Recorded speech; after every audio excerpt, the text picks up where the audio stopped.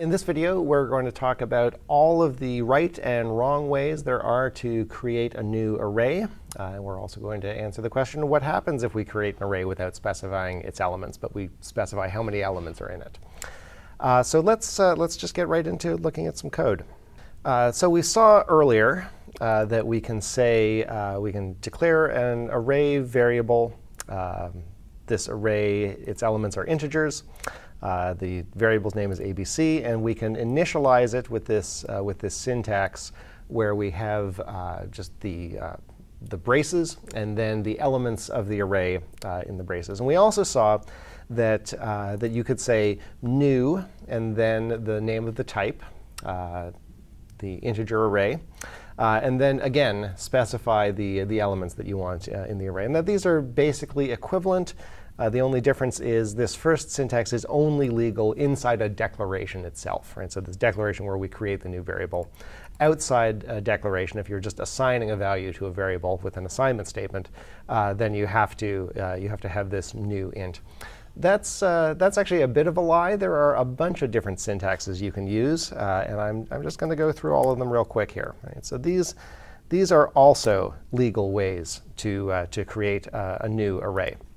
We can say that ABC is assigned a reference to the new integer array that has 3 elements, 10, 20, and 30. And if you do this, if you choose to say, I want an array with 3 elements, and I'm going to provide these elements, there had better be 3 elements there. Otherwise, there's going to be an error. Similarly, we can say, you know what? It's kind of redundant to have to say the element type. Each one of these things is an integer. The compiler knows that it's an integer. Let the compiler figure it out. So it's actually legal to omit the type. You can just say new, and then an open bracket, a close bracket, and then the elements. And the compiler will deduce what the elements are.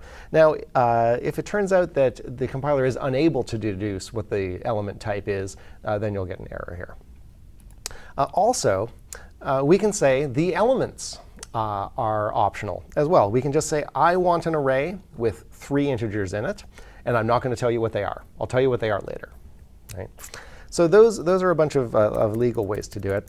Now there's a bunch of combinations here that are not legal, and so let's take a quick look at those. We should get red squigglies for just about all of these. All right. So the first one we already talked about. You can only use this syntax if you are actually in a declaration statement. So that one's not legal. And the error messages here are not very clear. It says invalid expression term. I expected a semicolon.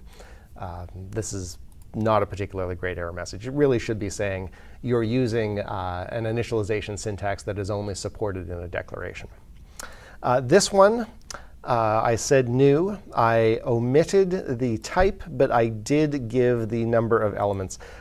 This is not legal for no particularly good reason. I kind of think this was just a bit of an oversight. It certainly could have been legal, but it's not. This one, I mentioned before, is not legal because the number of elements given does not match the number of elements that was stated inside the type here. So I say, I would like a new array with 2 elements in it. Here are 3 elements.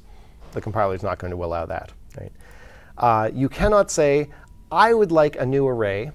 I am going to give you no elements, and I'm not going to tell you how big the array is.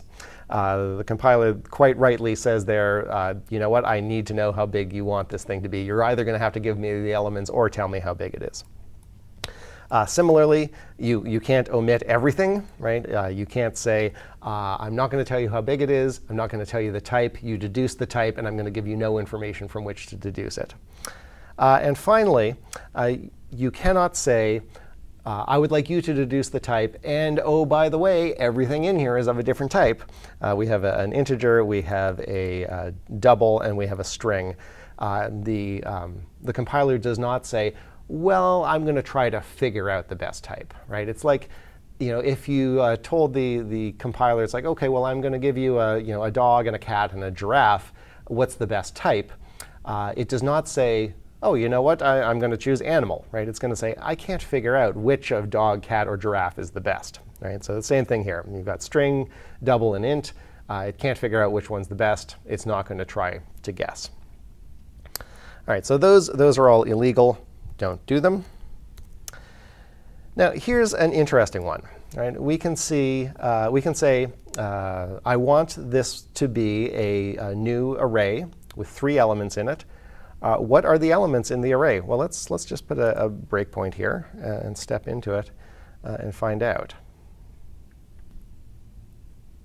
So at this point, what is ABC? We know that it refers to an array with 3 elements. It says so here.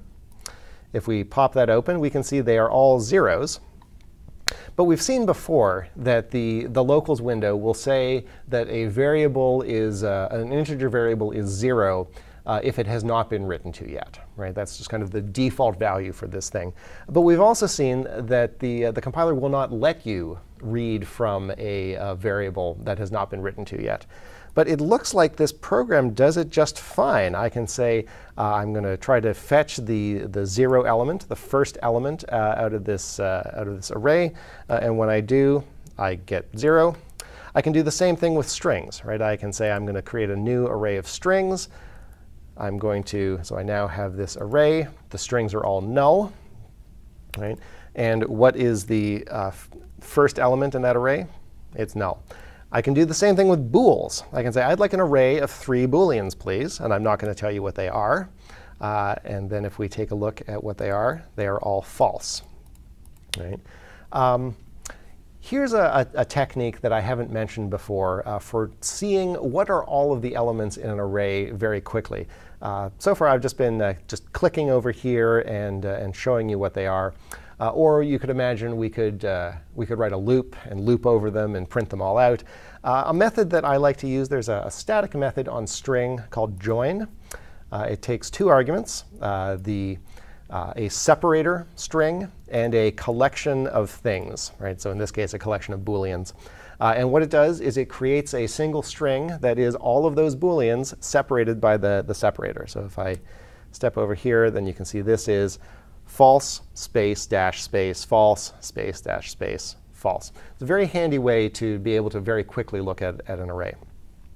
But what's really going on here? Well, the rule in C# is a local variable may not be read before it's assigned. We've seen that we get a definite assignment error. That rule does not apply to array elements. Array elements are variables. But they do not have to be written to before they're read from. When the array is created, every element in the array is assigned its default value. And we saw the default value for booleans is false. The default value for any numeric type is the 0 of that numeric type. The default value for any reference type is null. Right? So when you're creating a new array, don't forget, everything in there is going to be null or 0 before you write into it, and nothing is going to stop you from reading from it before you do. Summing up, these are all the legal syntaxes that we've seen for creating new arrays.